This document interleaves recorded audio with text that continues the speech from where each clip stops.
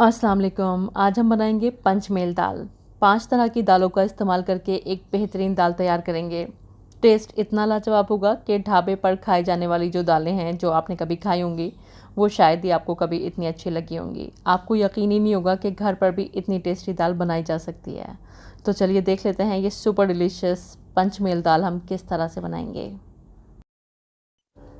पंचमेल दाल बनाने के लिए हम 5 तरह की दालों का इस्तेमाल करेंगे। 1/4 कप चना दाल, 1/4 कप तुअर यानी कि अरहर की दाल, 1/4 कप लाल मसूर की दाल और 1/4 कप लेंगे पीली मूंग की दाल बग़ैर छिलके वाली और 1/4 कप उड़द की दाल लेंगे छिलके वाली।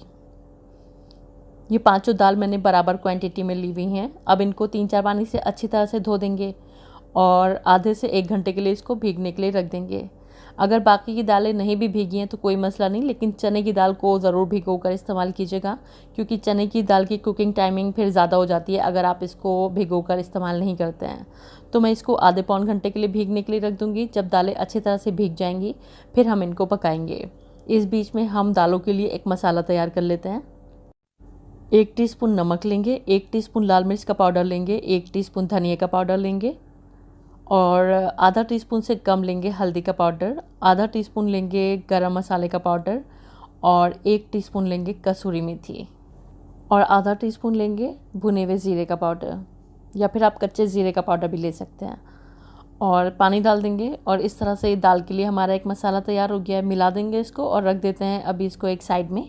और चलिए अब दाल पका लेते हैं। दाल पकाने के लिए एक प्रेशर कुकर ले लेंगे क्योंकि दाल हमारी भीग चुकी है और भीगी हुई दाल में जितना ही पानी है वो हटा दीजिएगा और दाल को प्रेशर कुकर में ट्रांसफ़र कर दीजिएगा। अब क्योंकि दाल भीगी हुई है तो हम इसमें 3 कप पानी डालेंगे, यानी कि दाल की क्वांटिटी का 3 गुना ज़्यादा पानी डालेंगे। अगर आपकी दालें भीगी नहीं हैं तो फिर आप 4 गुना ज़्यादा पानी डालिएगा।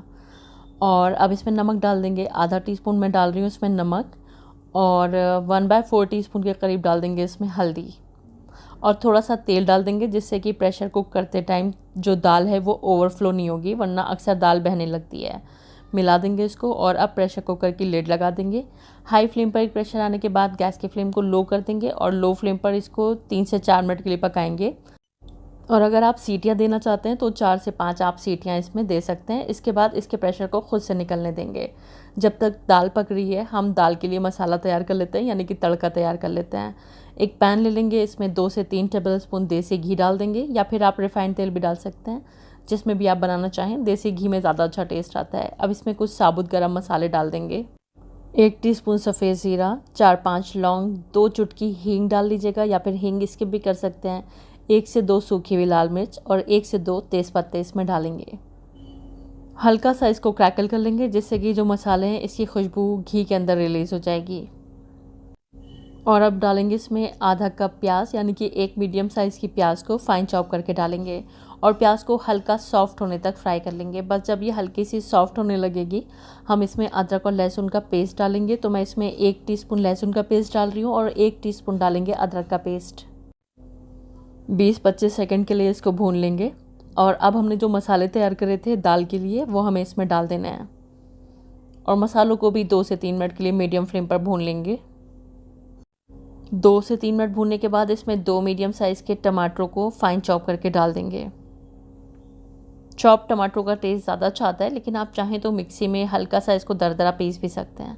अब इसको ढक देंगे जिससे कि टमाटर जल्दी सॉफ्ट हो जाएंगे। तो ढक कर लो फ्लेम पर 3 से 4 मिनट के लिए पका लेते हैं।